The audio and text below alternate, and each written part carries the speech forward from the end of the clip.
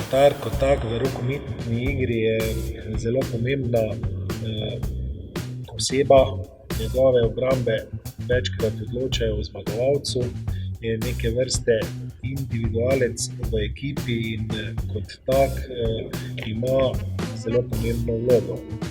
Za delo z vratarji trenerjem, ki se ukvarjajo z ekipo, zmanjkuje časa. Tudi sam, ko sem bil vratar, sem imel možnost spoznati, kako je, če nekdo dela s tabo, če se nekdo ukvarja z vratarji, in možnost, ali treniraš sam.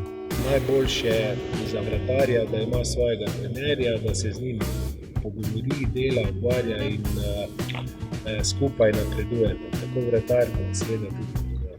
Treningi so praviloma prilagojeni seveda vratarjem kot takšnim. Veliko delamo v samih 6-metrskem prostoru, veliko smo na golu, ukvarjamo se s tehniko, z gibanjem, z reakcijami, razmišljamo o igralcih, razmišljamo, kako stojimo, kako reagiramo.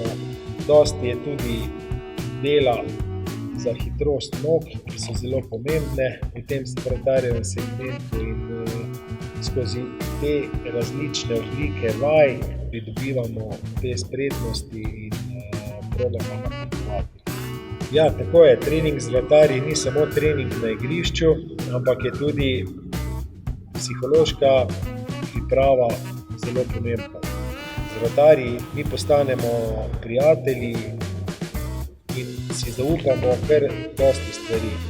Pravijo, da je veliko pomembno tudi psihične priprave vratarjev. Če je glava pripravljena, tako kot se reče, če so umirjeni, če so skoncentrirani, zbrani, z mislimi na prave stvari, potem tudi uspeh ne izostane. S Klemenom Ferlinom smo sodelovali tudi v reprezentanci.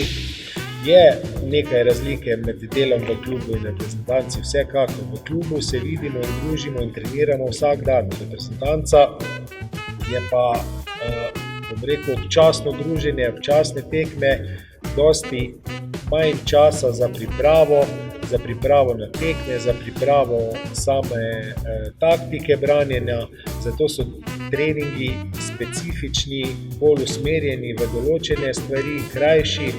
Vratar vsekakor mora imeti neke karakteristike, ki se malo razlikujejo od ostalih igralcev, da se ne boji žoge, da ne občuti tega straha, kajti streli so zelo močni, žoge, ki letijo proti njem, tudi ko ga zadanejo, so zelo boleče, vsaj na začetku, in ena od takih primernih karakteristik je seveda, da nima straha, da se ne boji. Vrhunski vratarji so vsi zelo visoki, močni, hitri, eksplozivni, in to je nekak prototip vratarja. Za vratarje je pravzaprav značilno, da starejši, ko so, boljši so.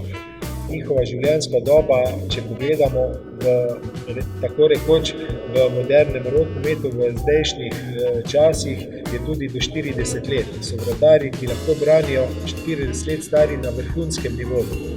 In njihovo najboljše obdobje vsekakor je recimo okrog 30 let, ker imajo dovolj izkušenj, dovolj težkih tekem, dovolj stvari, ki jih naredijo kvalitetnejše.